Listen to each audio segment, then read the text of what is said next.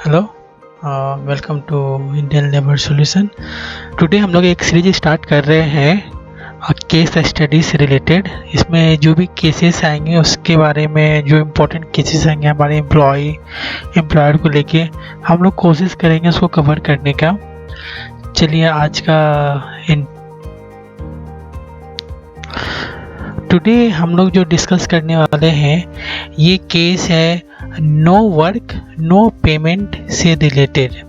ठीक है, इसमें सुप्रीम कोर्ट ने एक बहुत ही अहम दिशा निर्देश दिए हैं और कुछ एग्जांपल्स भी दिए हैं कि किस केसेस में ये लागू होगा, किस केसेस में नहीं होगा। इसके बारे में हम लोग जानेंगे। ये बेसिकली ऑफिस में काम करने वाले लोग, जो एम्प्लॉई एंड जो ऑफिस चलाते हैं एम्प्लॉयर, उनके बीच का ये है। सुप्रीम कोर्ट ने क्लियरली कह दिया अगर कोई विदाउट इन्फॉर्म किए हुए एब्सेंट होता है ऑफिस से तो वो सैलरी के लिए इंटाइटल नहीं होता है। अब इसमें देखेंगे कैन एम्प्लॉई एब्सेंट होता है बिना अथॉरिटी के, या फिर वो क्लेम कर सकता है अगर वो ऑफिस ज्वाइन नहीं करता है तो अपनी सैलरी के बारे में। And no payment, no work no payment, ये एम्प्लॉयर किस जगह यूज कर सकता है और कहाँ वो वैलिड नहीं है, इन सब के बारे में हम लोग कुछ एग्जांपल के थ्रू यहाँ देखेंगे। लेट्स स्टार्ट करते हैं। अब हम लोग एक हमारा एम्प्लॉय है यहाँ पे, ये एम्प्लॉय का नाम हम लोग एम्प्लॉय है। ये एक केस था, एक एम्प्लॉय एंड एम्प्लॉय ये कंपनी है। ठीक है, तो ये एम्प्लॉय एंड कंपनी के बीच का रिलेशन को दर्शाता हुआ एक केस आया था, chief regional manager United India insurance company limited versus Sirajuddin Khan.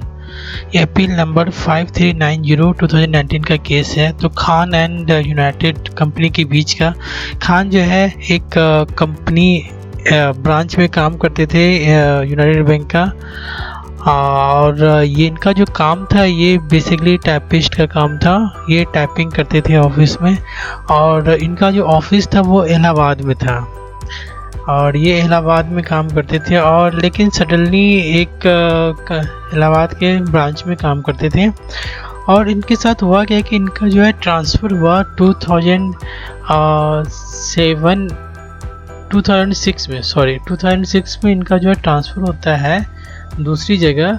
जहाँ ये इनका जो ट्रांसफ़र में बताया तो कहाँ होता है, जौनपुर होता है। जौनपुर में इनका ट्रांसफ़र होता है अगस्त 2016। इसके बाद इन्हें जो इनका जो ये इसके बाद वहाँ जाके वो ज्वाइन नहीं करते हैं। इसी के बारे में, ये ज्वाइन करने के बाद सैलरी का क्या होता है। तो इनका इसके बाद जब इनका ट्रांसफ़र हो गया तो ये सोचने लगे कि अब इनको एक्चुअली जाना नहीं था वहाँ से, कोई भी रीज़न हो सकता है, रीज़न मेंशन नहीं है इस तो ये सोचने लगे क्या करना चाहिए। अब ये क्या है कि अब without payment, without any information के अगर छोड़ने के जाने के बाद भी क्या आप सैलरी के लिए अप्लाई कर सकते हैं। तो इन्होंने क्या किया, इनको जो रिलीव कर दिया गया फरवरी 1, 2007 को इलाहाबाद ब्रांच से कि ज्वाइन द जौनपुर ब्रांच। ठीक है, पर इन्होंने जौनपुर ब्रांच 4 महीने के बाद तक भी ज्वाइन नहीं किया, और जो है कोई इन्फॉर्मेशन भी नहीं दिया इन्होंने, जैसा ऐसा मेंशन है, जैसा इसमें कहा गया है। और कंपनी ने इनके अगेंस्ट जो है एक डिसिप्लिनरी प्रोसीडिंग एक्शन लिया इनके अगेंस्ट, और इनकी सैलरी को मई 2009 में जो है कम कर दिया। ठीक है, इसके बाद ये जो खान साहब थे, ये खान साहब जो है इन्होंने कंपनी के फैसले के अगेंस्ट जो है ये कोर्ट चले गए। ठीक है, इलाहाबाद कोर्ट चले गए, और इन्होंने ये देख लीजिए 2012 तक इन्होंने कंपनी ज्वाइन नहीं की है। ठीक है, सबसे बड़ा इसके बाद में कोई फैसला वहाँ पे नहीं आया, वहाँ पे कोई भी सोर्सफुल फैसला नहीं आया। तो अब ये सोचने लगे अब क्या करूँ मैं, कुछ इनको समझ में नहीं आया। तो फिर उन्होंने रीट फाइल किया उसी के अगेंस्ट। रीट फाइल करने के बाद challenge the company decision to remove the from bank Allahabad high court we side order of company on the ground of lapses and disciplinary proceedings. अब जो है इन्होंने एक रीट फाइल कर दिया, एंड रीट फाइल करने के बाद कुछ टाइम के बाद इनका जो फैसला आया, ये फैसला इनके हक में था। कोर्ट ने ये कहा कि इनको सैलरी दी जाएगी एंड विथ 18% इंटरेस्ट के साथ। तो ये भाई साहब खान साहब तो बहुत हैप्पी हो गए उस टाइम पे, एंड ऑब्वियसली हैप्पी होना चाहिए इनके कि इसमें डिसीजन आया था। लेकिन यहाँ बहुत कुछ लर्निंग वाली बात है। फिर कंपनी भी चुप बैठने वाली नहीं थी। कंपनी ने भी क्या कंपनी ने इसके अगेंस्ट सुप्रीम कोर्ट में जो है चैलेंज कर दिया इस हाई कोर्ट के फैसले को, और ये इन्होंने चैलेंज किया SLP के थ्रू किया। ठीक है, अब सुप्रीम कोर्ट का मेन यहाँ पे है। सुप्रीम कोर्ट ने क्या कहा? सुप्रीम कोर्ट ने जो कहा वो बहुत ही इम्पोर्टेंट था। पहला बात तो उन्होंने जो कहा सुप्रीम कोर्ट ने, उन्होंने 2 एग्जाम्पल दिए, बहुत अच्छे से एग्जाम्पल दिए। एक जो पहला एग्जाम्पल है airport authority of India and others versus Shambhunath Das. इसमें इसमें जो रिस्पोंडेंट था उन्होंने ज्वाइन ही नहीं किया जब वो लीव पे गए। तो ठीक है, वो लीव पे चले गए, उसमें उन्होंने ज्वाइन ही नहीं किया। तो इस केस में जो कोर्ट ने कहा, इस केस में वो जो एम्प्लॉई है जिन्होंने ज्वाइन नहीं किया कंपनी, वो सैलरी के लिए इंटाइटल नहीं होता है, सैलरी के लिए इंटाइटल नहीं हो सकता है। ठीक है, अब सेकेंड केस जो है, अनदर केस है शोभाराम राठौरी वर्सेस हरियाणा विद्युत प्रसारण निगम लिमिटेड एंड अदर्स। इसमें क्या है, जो एम्प्लॉयड था उसने नो वर्क नो पे का अप्लाई किया था। लेकिन इस केस में क्या था, इस केस में जो एम्प्लॉयड था उसने एम्प्लॉय को रोका था कि आप काम पे नहीं आ सकते हो। तो आप ऐसा नहीं कर सकते हो कि आप काम पे नहीं आओगे।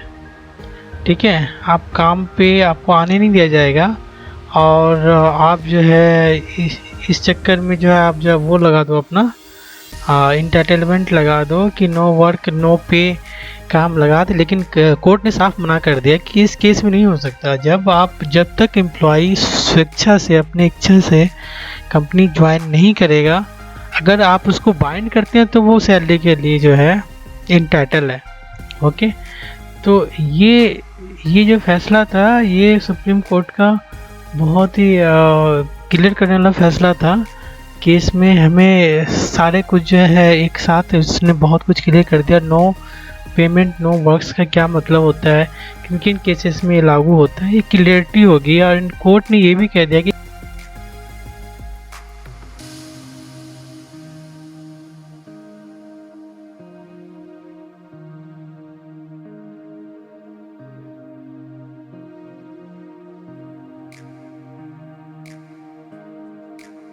ये स्पेशल केस है, इसलिए ये जो है यहाँ पे लागू नहीं होगा। एक्चुअली हम लोग जो सेकेंड ऑप्शन ये चूज कर 29 मार्च को एक डिसीजन आया था कि गवर्नमेंट जो एम्प्लॉय को पेमेंट देने का, उसके अगेंस्ट में ही during the lockdown supreme court का ये आया है, कुछ स्टेटमेंट आया है, वो मैं आपको बता देता हूँ। सुप्रीम कोर्ट ने जो है एक बीच का रास्ता एक निकाला है कि उन्होंने कहा है कि एम्प्लॉय दोनों के बिना ये जो वर्क है हमारा नहीं चल सकता, काम दोनों इसके लिए इम्पोर्टेंट है। इसलिए दोनों को मिलके जो है ये 54 डेज का जो सैलरी उसके बारे में डिसाइड करना चाहिए। एंड कोर्ट क्या ऑब्जर्व करता है कि दोनों को हेल्प करना चाहिए लेबर डिपार्टमेंट अथॉरिटी से एंड ट्रेड यूनियन से। उसके बाद जाके जो है मिल बैठ के जो है इसका एक सोल्यूशन निकाला जाए इस तरह की चीज़ों के लिए, क्योंकि ये दोनों के लिए एंडेमिक है, एम्प्लॉय के लिए। अब इम्पोर्टेंट बात है कि जो स्मॉल इंडस्ट्री है जो बंद है वो तो दे ही नहीं पाएगी पे, ठीक है, तो वो तो बंद हो जाएगी इस तरह। और सबसे इसका जो मुझे अच्छा पार्ट लगा मैं बताता हूँ। इसका एक सबसे अच्छा पार्ट लगा मुझे, justice Bhushan had question the government authority to compel private employ to pay full wage of their workers. उसने जो है गवर्नमेंट पे ही क्वेश्चन उठा दिए कि जस्टिस भूषण ने कि आपने तो ये कहा है कि प्राइवेट कंपनियां सारी करे, आप खुद ही काट रहे हो, इसका क्या मतलब है, राइट। एंड नेक्स्ट हम लोग देखते चले। Thank you for watching. I hope आपको ये वीडियो अच्छा लगे। अगर कोई भी इसमें कुछ आपको लाइक या डिसलाइक हो तो कमेंट सेक्शन में जरूर मेंशन कीजिएगा। नेक्स्ट वीडियो में उसका ध्यान दिया जाएगा। अगर आपके पास भी कोई स्टोरी है इस तरह की या फिर कोई इस तरह का केस स्टडी है उसके बारे में बताएं, उसके बारे में हम लोग डिस्कस करेंगे आने वाला। Thank you for watching.